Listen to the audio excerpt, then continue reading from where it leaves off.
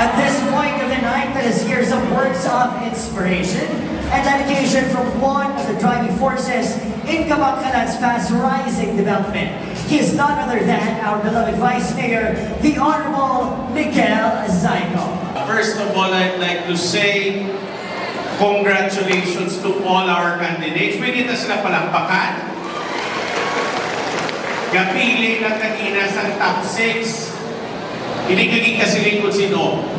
I think ang aton ng mga judges had a really hard time trying to score sa top 6. Kaya I think very close. So again, to all our 12 lovely ladies, including the ones na wala kasunod sa top 6, I really salute you. Congratulations sa inyo.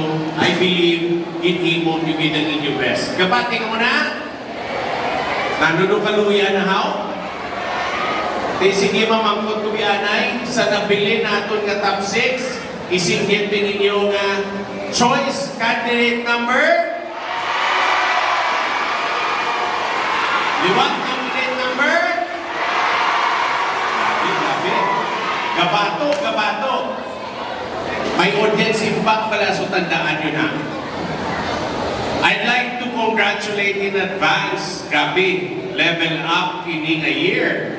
Aton nga committee sa Miss Sinulog, SP Jersey, aton nga organizer, SP Dingdong, congratulations sa inyo. Personally, I feel that this year's Miss Sinulog has really leveled up.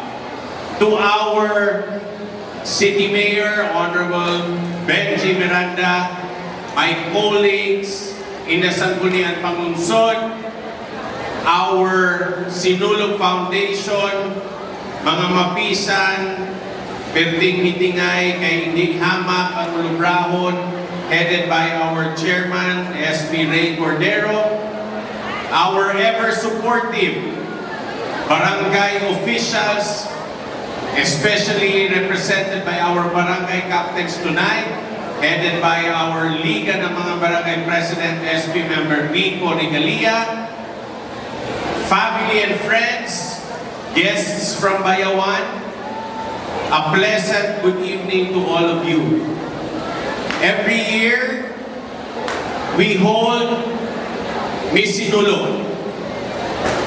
Ginaniwat ni as part of our Sinulog celebration, but more so we hold this para i-showcase natin ang aton local talent to the whole province and maybe even to the whole of the Philippines.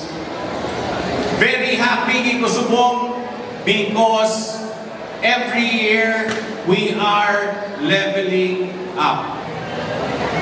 Nabiyano ko kanina sa kantasang evening gown competition. I think the song really explained and really described our ladies tonight, mga Marila. Kaya hindi ka mo anong Marila? Ano ba? Oh, it's beautiful and elegant. And I believe that song capitulates and really encapsulates sa aton ng mga lovely ladies tonight. So I will not prolong my speech. Again, sa tanan na nagsuporta sa aton mga kandidata, salamat sa inyo paghatag sa ila sa inspirasyon sa aton mga pumuluyong sa syudad sa Kabangkalan. Thank you for supporting our week-long celebration. To everyone who I could not mention but has contributed, in behalf of our city government, we would like to convey our thanks.